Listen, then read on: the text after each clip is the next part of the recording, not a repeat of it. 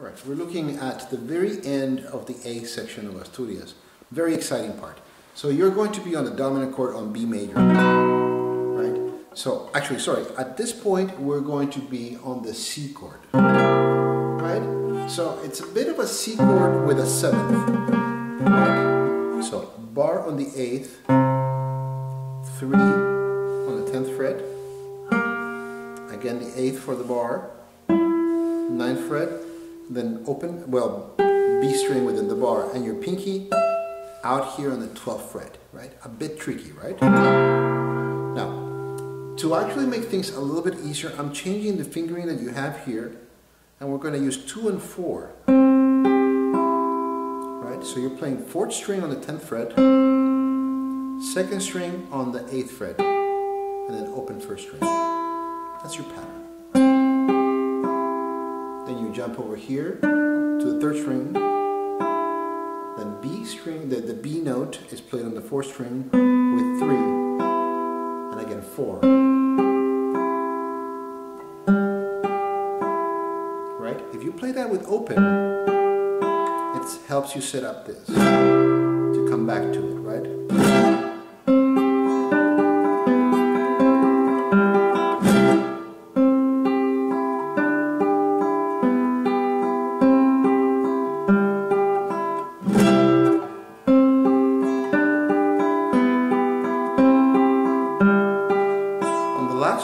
You move your 2nd finger down to the 1st string and land your bar. Try to cover the 5th string.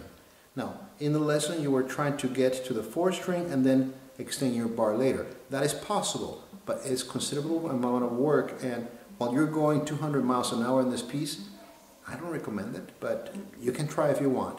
I would suggest just toughing it out, getting the bar all the way to the 5th string. Then 3 on the 5th string, 9th fret, right? 10th fret. And that's where you need the bar, right? You're hitting the 5th string there with 1. Right? So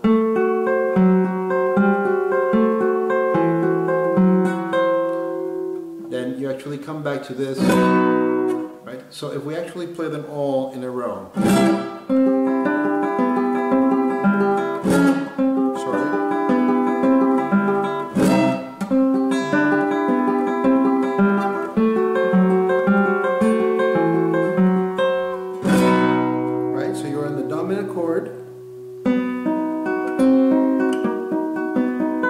It's using the 1st string.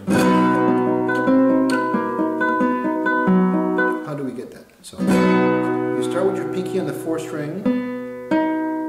So thumb on the 4th string, index on the 3rd string, ring on the 1st. Scoot out your pinky. Your ring finger is going to cross over on top of your 2nd finger.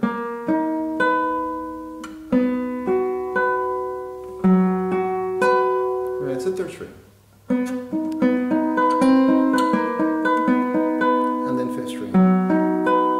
Chord over. Here your pinky is going to have to stretch out 2 frets just because of the harmony, but other than that it's the same pattern.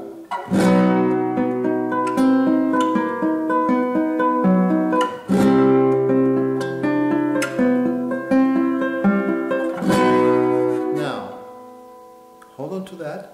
You're going to start with that note, but your index finger is going to grab the 7th fret, 1st string. Right? So as you get there,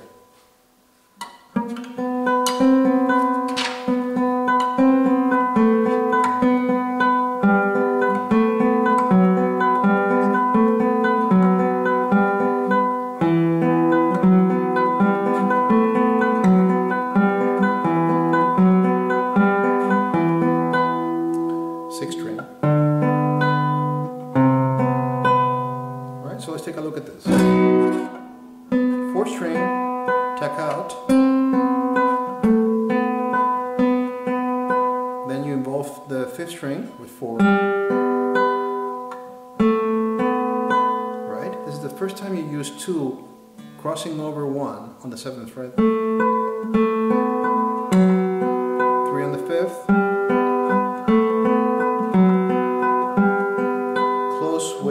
crossover on the 5th string, and again, crossover on the 4th.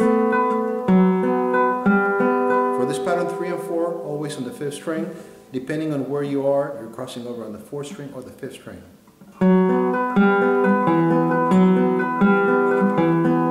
To close, 4th,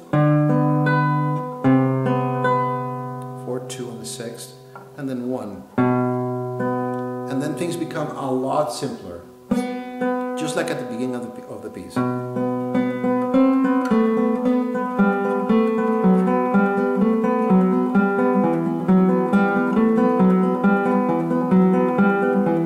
Ironically, it's the same melody that you did in the bass just earlier. Now, this part is actually a lot easier. Start on the 5th string, tuck, out, cross over,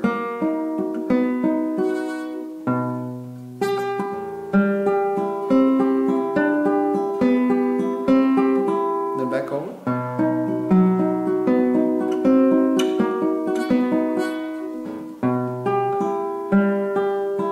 right? 2 is on the B string, 8th fret, 10th fret for this 4th string, get your D on the 7th fret, 3rd string, 9th fret for the B, and then back,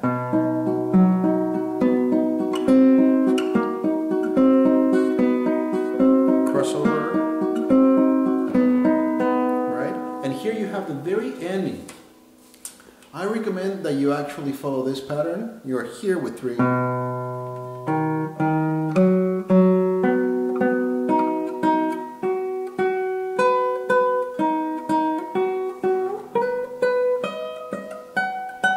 Then you're on the last fret of the guitar. I am not lying, this guitar has an extra fret. This is the 19th fret, right? So unless you have an extra note in your guitar, you're going to have a 9th fret. Sorry, 2 frets behind, right? And that concludes the A section of this piece. Next is the slow section. For the most part, very easy, but it's got some tricky parts.